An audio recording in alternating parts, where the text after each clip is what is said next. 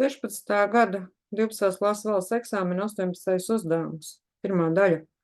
Dots kvadrāta funkcijas y ir x kvadrātā plus px mīnus 3 grafiks.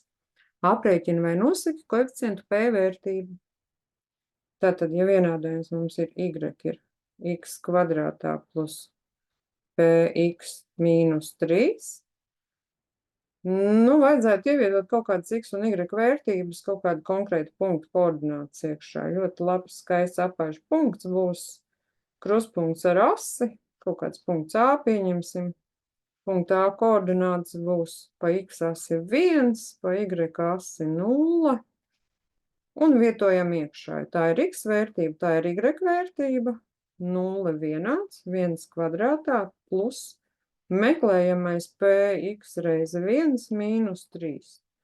0 ir 1 mīnus 3 plus p, 0 vienāda ar mīnus 2 plus p, un p ir vienāds ar divnieks uz pretējo pusi ar 2. Koeficients p ir vienāds ar 2. Nu, pārbaudīsim.